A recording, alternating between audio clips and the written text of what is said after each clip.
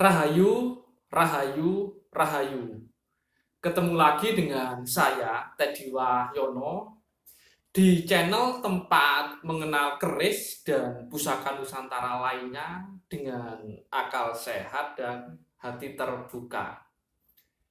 Nah, untuk kali ini saya akan membahas sebuah keris yang memiliki look 11 dan perkiraan ini dari era peralihan ya, yaitu di Mojopahit akhir ke Demak. Tapi nanti ini saya fokus membahasnya. Ini tentang yang pertama tentang dapurnya ya. Dapur. Karena kenapa? Karena memang untuk keris ini artefaknya memang benar-benar sepuh, kuno. Tapi ada yang berpendapat bahwa keris ini adalah sabuk inten. Tapi ada juga yang bilang ini carito keprabon. Nah, memang dalam dunia perkerisan ini kadang-kadang ada dua pendapat dan masing-masing itu memiliki referensi dan sumber yang cukup kuat juga. Tapi beda gitu loh. Nah, ini bagaimana kita menyikapinya? Dan ini juga sebenarnya tidak di dapur aja ya. Kadang-kadang di sebuah pamor ada perdebatan gitu loh. Nah, nanti di belakang saya akan bahas jadi sikap kita gimana ketika menghadapi sebuah perbedaan seperti itu dalam perkerisan. Mungkin kalau teman-teman yang sudah lama mungkin tahu ya bagaimana harus bersikap gitu loh. Nah, sekarang saya akan bahas yang pertama tentang dapur keris look 11 ini ya. Kalau untuk dapur carito keprabon di beberapa buku dan hampir semua itu salah satu ciri yang mencolok itu adalah di lambe gajahnya. Jadi memang ada yang membedakan. Jadi kalau sabuk inten itu lambe gajahnya 1, untuk carito keprabon lambe gajahnya 2. Kalau untuk ricikan lainnya sama ya. Jadi ada kembang kacang, jalen, cokokan 2, greneng. Dan ada odo-odo.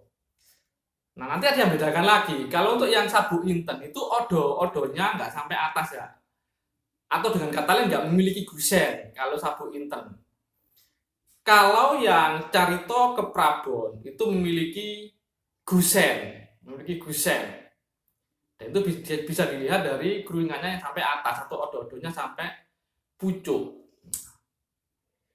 Nah, untuk keris yang saya bahas ini, kalau teman-teman lihat di samping, jadi ini untuk lambe gajahnya terlihat satu ya. Tapi untuk kalau dilihat sampai pucuk itu memiliki gusen gitu loh. Jadi memang nggak salah kalau ada yang nyebut ini sabuk inten, karena mereka dasarnya ini lambe gajahnya cuma 1. Kalau yang nyebut carito keprabon juga nggak salah, karena ini memiliki gusen. Itu teman-teman kalau perhatikan ododonya sampai atas ya, jadi keruingannya juga sampai atas.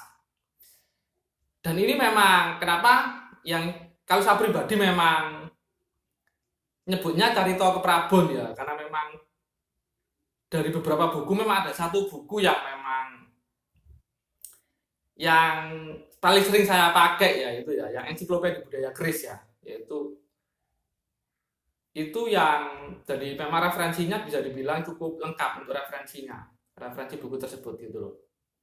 Nah, kalau di buku ini memang yang membedakan keris carito keprabon dan sabuk inten itu, kalau carito keprabon pakai gusen, sabuk inten nggak pakai gusen. Jadi seperti itu. Jadi tetap kalau ada yang bilang ini sabuk inten pun juga kita nggak bisa nyalahkan, karena memang ini lambe gajahnya cuma 1 gitu loh.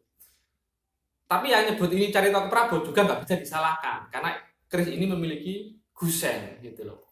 Nah, untuk hal-hal seperti ini, jadi ketika ada perbedaan seperti ini dan masing-masing memang bisa dibilang punya dasar yang cukup lah, atau ada dasarnya lah, nggak asal ngawur.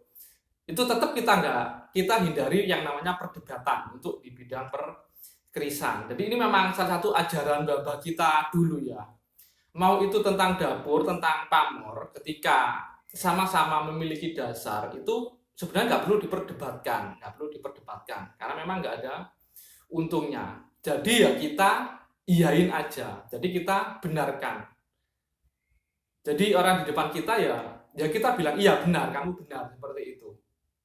Jadi sikap kita memang seperti itu. Jadi menghindari perdebatan yang tidak perlu ketika masing-masing yang memiliki perbedaan itu memiliki dasar, memiliki referensi.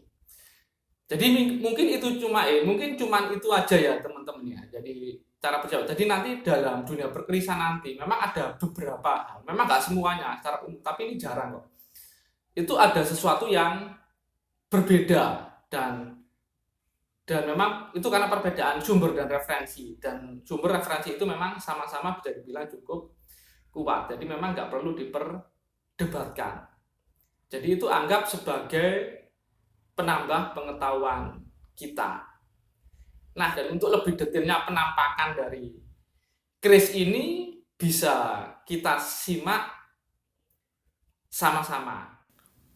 Nah, keris ini memakai warongko gayaman Jogja ya, dan ini kayunya Timoho.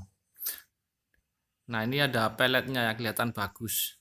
Kalau kita lihat di bagian gonjo bawah itu ada bekas kinatah sebenarnya. Cuman sebenarnya sudah protol, itu kinatah emas. Nah, ini adalah penampakan bilahnya ya, yang lebih detailnya. Nah, itu kelihatan ya, bekas kinatah emasnya.